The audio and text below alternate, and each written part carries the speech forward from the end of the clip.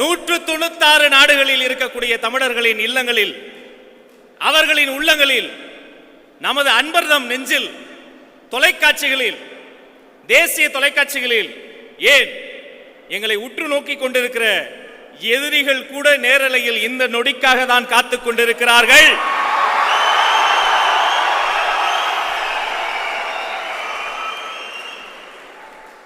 ஒரு டார்கெட் இலக்கு வைத்து இனிப்பு விற்கிறது சுவிட்சர்லாந்து. ஒரு இலக்கு வைத்து இனிப்பு விற்கிறது சுவிட்சர்லாந்து. ஒரு இலக்கு வைத்து பெட்ரோல் விற்கிறது அரபு நாடு. ஒரு இலக்கு வைத்து பெட்ரோல் விற்கிறது அரபு நாடு. உலகத்திலேயே இலக்கு வைத்து சாராயம் விற்றுக் கொண்டிருக்கிறது தமிழ்நாடு. இதை திருத்த, இந்த அரசியல் அழுக்குகளை வெளுக்க, எங்க அண்ணா சொன்னதை போல அந்த கல்லூரியினுடைய பிரின்சிபல், அதாவது முதல்வர் விஜய் இந்த இடத்தில் தமிழக வெற்றி கழகத்தினுடைய முதலாவது பொதுக்கூட்டத்தில் உங்கள் முன்னால் உரையாற்ற இதோ வருகிறார் தலைவர்.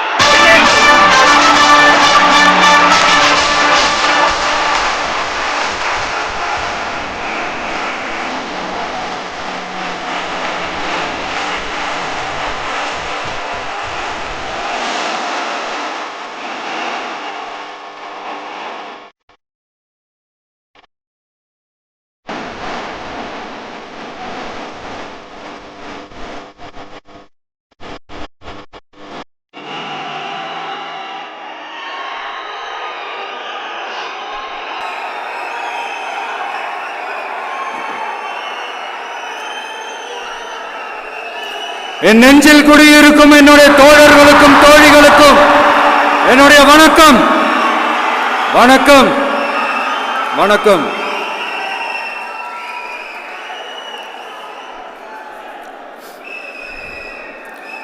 கதறல் சத்தம்லாம் எப்படி இருக்கு?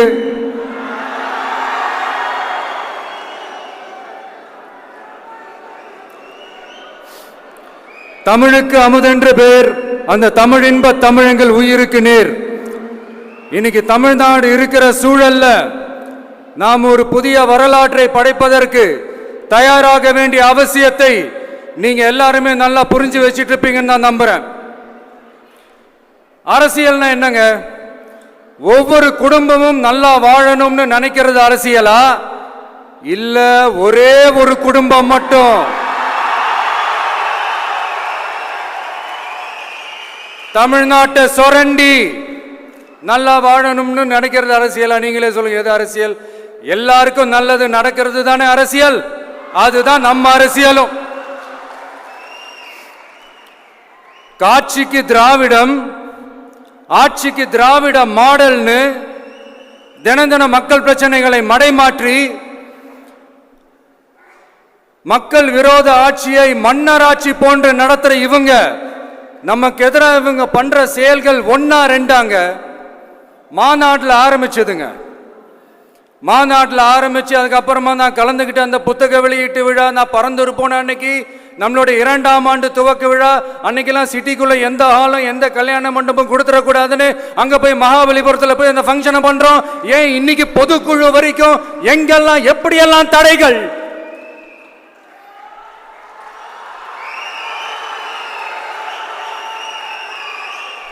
ஆனா அத்தனை தடைகளையும் தாண்டி நம்மளுடைய தோழர்கள் சந்திப்பு நிகழ்ச்சிகள், மக்கள் சந்திப்பு நிகழ்ச்சிகள் தொடர்ந்து நடந்துகிட்டு தான் இருக்கும். அது தொடர்ந்து நடக்கும்.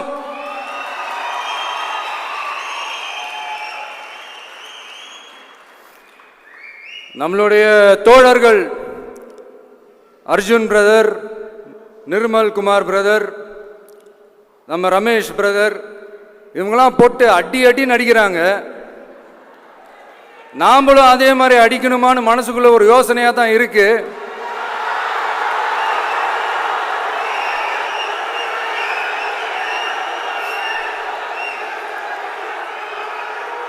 ரைட்.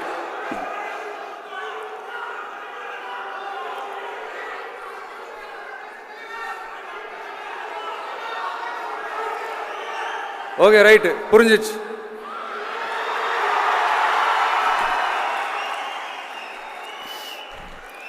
மாண்புமிகு மன்னராட்சி முதல்வர் அவர்களே,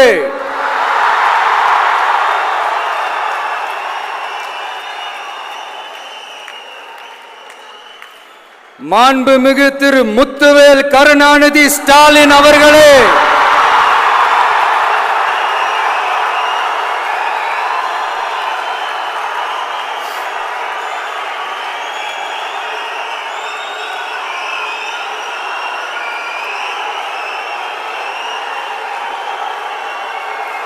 பேரை மட்டும் வீராப்பா சொன்ன பத்தாதவர்களே, செயல்லையும் ஆட்சியிலையும் அதை காட்டணும் அவர்களே.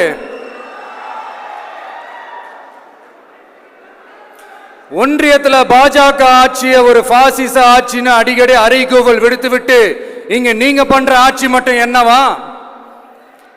அதுக்கு கொஞ்சம் கூட குறைவில்லாத அதே பாசிச ஆட்சி தானே. ஒரு கட்சி தலைவனா ஜனநாயக முறைப்படி என் கழக தோழர்களையும் என் நாட்டு மக்களையும் பார்க்கறதுக்கோ சந்திக்கிறதுக்கோ தடை போடுறதுக்கு நீங்க யாருங்க?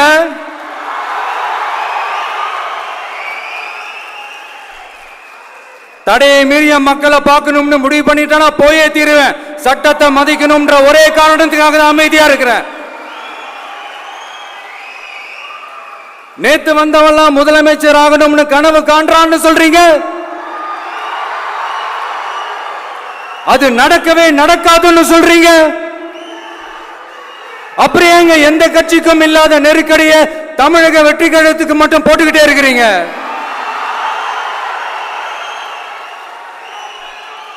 அணை போட்டு ஆத்த வேண்டும்னா தடுக்கலாம், காத்த தடுக்க முடியாது. அதையும் மீறி தடுக்கணும்னு நினைச்சீங்கன்னா சாதாரணமா இருக்கிற காத்து சூறாவளியா மாறும். ஏன் சக்தி மிக்க புயலா கூட மாறும். எனது அருமை தமிழக வெற்றி கழக தோழர்களே, நான் மாநாட்டில் ஒரு விஷயத்தை ரொம்ப வலியுறுத்தி சொன்னேன். அதே தான் இங்க நான் திரும்பவும் ரிப்பீட் பண்றேன். இந்த மண் பிளவுவாத சக்திகளுக்கு எதிரான மண், சகோதரத்துவ மண், சமய நல்லிணக்கத்தை பேணும் சமூக நீதிக்கான மண். இதை நம்ம பாதுகாத்தே தீரணும். உங்க எல்லாரையும் வேண்டி வேண்டி கேட்டுக்கிறேன்.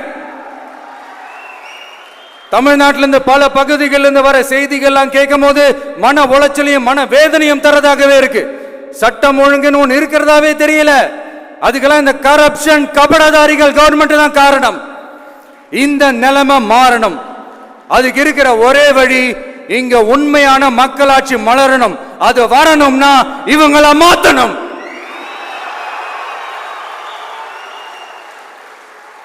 அதுக்கு என்ன வழி? அதுக்கு நாம என்ன செய்ய போறோம்? நம்மளுடைய தோழர்கள் டெய்லி மக்களை போய் பாருங்க, அவங்களோட பேசுங்க, ஒவ்வொரு தெருவுக்கும் போங்க, ஒவ்வொரு வீட்டுக்கும் போங்க, அவங்களோட பிரச்சனைகள் என்னன்னு கேளுங்க, அதை தீர்க்கிறதுக்கு என்னன்னு வழின்னு யோசிங்க. அப்பதான் அவங்களுக்கு நம்ம மேல ஒரு நம்பிக்கை வரும். அப்படி ஒரு ஆழமான நம்பிக்கையை விதைச்சிட்டு அதுக்கப்புறமா நிமிந்து பாருங்க. ஒவ்வொரு வீட்டோட உச்சிலையும் தமிழக வெற்றி கழகத்தோட இரட்டை போர் யானை வாகை மலர் கொடி தானா பறக்கும், தானா பறக்கும்.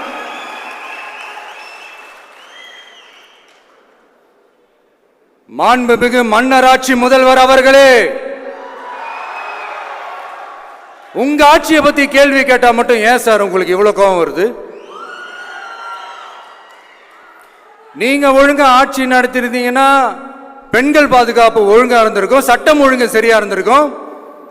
பச்சை பிள்ளைங்க, படிக்கிற பிள்ளைங்க, சின்ன பொண்ணுங்க, வீட்டில் இருக்கிற பொண்ணுங்க, வேலைக்கு போற பொண்ணுங்கன்னு இவங்க எல்லாருக்கும் நடக்கிற கொடுமைகளை சொல்ல முடியல சார்.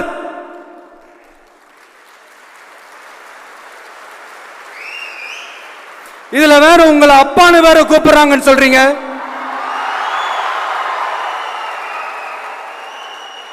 தினம் தினம் உங்களுடைய இந்த கொடுமைகளை அனுபவிச்சுட்டு இருக்கிற என்னுடைய சகோதரிகளான தமிழ்நாட்டு பெண்கள் தான் உங்களுடைய அரசியலுக்கு ஒரு முடிவு கட்ட போறாங்க, உங்களுடைய ஆட்சிக்கு ஒரு முடிவு கட்ட போறாங்க, உங்களுடைய இந்த அரசியல் வாழ்க்கைக்கு ஒரு முடிவு கட்ட போறாங்க. சரி, பெண்களோட லைஃப் தான் இப்படி போராட்டமா இருக்குன்னு பார்த்தா இங்க எத்தனை போராட்டங்கள்?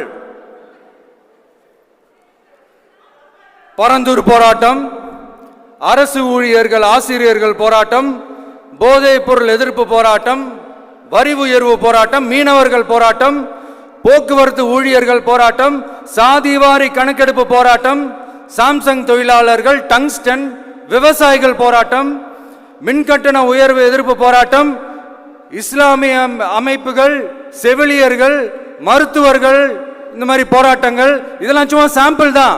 இது இன்னும் சொல்லிட்டே போலாம், இந்த நாள் பத்தாது. ஆனா இந்த எல்லா போராட்டங்களுக்கும் தமிழக வெற்றி கழகம் கூட நிற்கும்.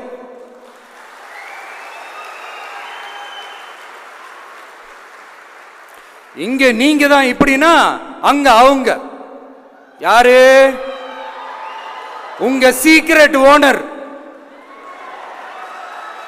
அவங்க உங்களுக்கும் மேல மாண்புமிகு திரு மோடிஜி அவர்களே.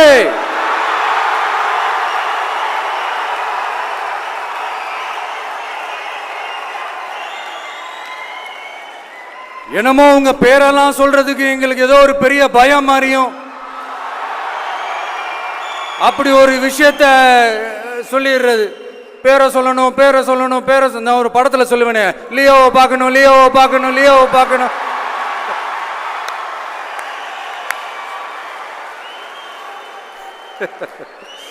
இல்ல இல்ல, சத்தியமா அப்படிதாங்க இருக்கு. சென்டர்ல ஆள்றவங்கன்னு சொல்றோம். சென்டர்ல யார் ஆள்றா? காங்கிரஸா?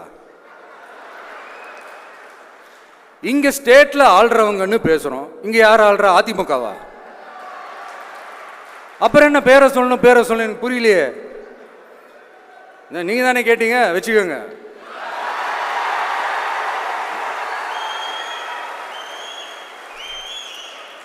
ஓட்டுக்காக காங்கிரஸ் கூட தேர்தல் கூட்டணி, கொள்ளையடிக்கிறதுக்காக உங்களோட, அதாவது பாஜகவோட மறைமுக அரசியல் கூட்டணி,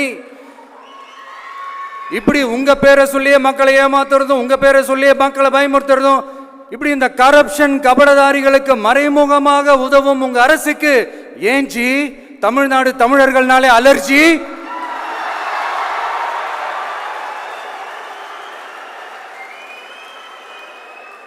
தமிழ்நாட்டிலிருந்து வர ஜிஎஸ்டியே கரெக்டா வாங்கிக்கிறீங்க.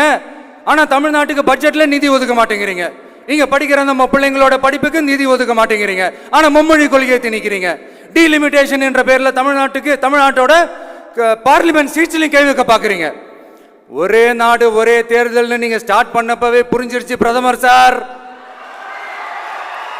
உங்க பிளான் என்னன்னு, எங்கெல்லாம் எப்படியெல்லாம் எந்த திசைகள் எல்லாம் இந்த நாட்டை கொண்டு போலாம்னு. சார் உங்ககிட்ட நாங்க சொல்லிக்கிறதெல்லாம், தமிழ்நாட்டை கொஞ்சம் கேர்ஃபுல்லா ஹேண்டில் பண்ணுங்க சார்.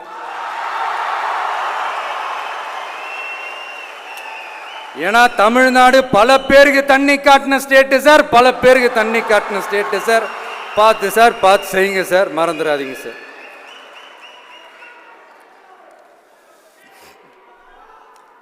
தமிழ்நாட்டு மக்களுக்கு இன்னைக்கு இந்த பொதுக்குழு வழியா ஒரு உத்தரவாதத்தை நாம கொடுக்க போறோம். நம்ம ஆட்சி, அதாவது உங்க ஆட்சி, உண்மையான மக்களாட்சி, தமிழக வெற்றி கழகம் தலைமையிலான அறுதி பெரும்பான்மை பெற்ற ஆட்சி, அதே சமயத்தில் அதிகார பகிர்வுடன் கூடிய ஆட்சி. அப்படி இந்த ஆட்சி அமைஞ்சதும் பெண்கள் பாதுகாப்பை 100% உறுதி செய்வோம்.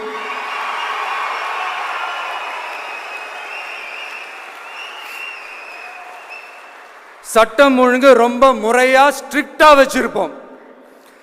கல்வி, சுகாதாரம், மருத்துவம்னு அத்தனையிலையும் ரொம்பவே கவனம் செலுத்துவோம். அதுவும் எல்லாருக்கும் ஈஸியா ஈக்குவலா கிடைக்கிற மாதிரி செய்யறது தான் நம்ம டார்கெட்.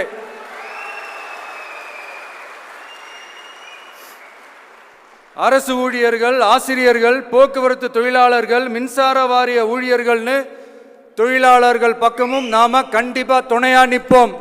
ஏன்னா நாம எப்பவுமே உழைக்கிறவங்க பக்கம்தான்.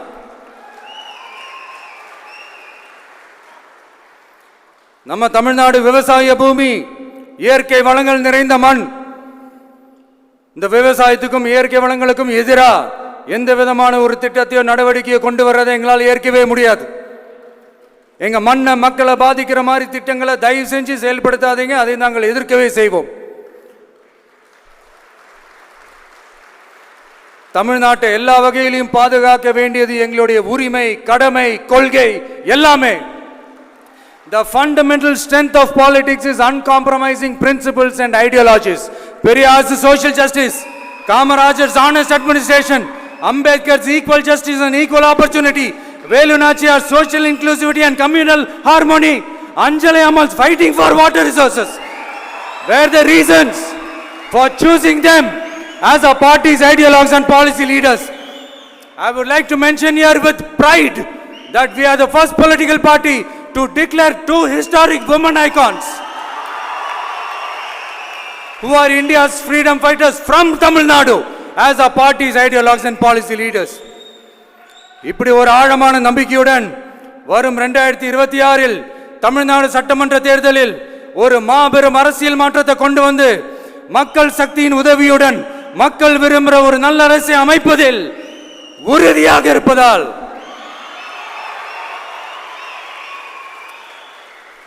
அதை தடுக்கிறதுக்குன்னு சில பேர் பகல் கனவு காண்பார்கள் இல்லையா? அவங்க எல்லாருக்குமே சொல்லிக்கிறது ஒண்ணுதான், காற்று, மழை, வெயில், இயற்கையை யாரால் கட்டுப்படுத்த முடியும்? யாரால் தடுக்க முடியும்? இவை எல்லாம் கடவுளால் உருவாக்கப்பட்டவை. அப்படிதான் எம் மக்களுக்கான அரசியலையும் யாராலும் தடுக்க முடியாது. அரசியல் சூறாவளியையும் தேர்தல் சுனாமியையும் தடுப்பார் எவர்? அப்படிதான் எம் மக்களுக்கான அரசியலையும் அந்த வெற்றியையும் யாராலும் தடுக்க முடியாது. அப்படி தடுக்கணும்னு நினைக்கிறவங்களோட கனவு ஒரு நாளும் மெய்ப்படாது. Before concluding my speech, few words from William Blake. Men may come, men may go, but I go on forever.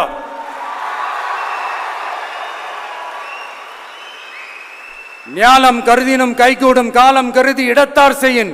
ஏற்ற காலத்தையும் இடத்தையும் அறிந்து ஒரு செயலை செய்தால் பூவுலகம் முழுமையையும் வேண்டினாலும் அது கைவசப்படும் என்ற திருக்குறளுடன் என்னுடைய நன்றி உரையை நிறைவு செய்கிறேன். பார்த்துக்கிட்டே இருங்க, அடுத்த வருஷம் இது வரைக்கும் தமிழ்நாடு சந்திக்காத ஒரு வித்தியாசமான ஒரு தேர்தலை சந்திக்கும்.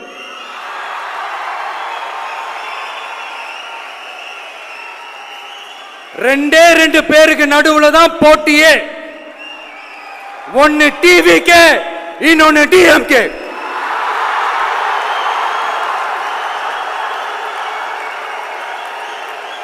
கான்பிடண்டா இருங்க, நல்லதே நடக்கும், வெற்றி நிச்சயம். மீண்டும் சந்திக்கும் வரை நன்றி, வணக்கம்.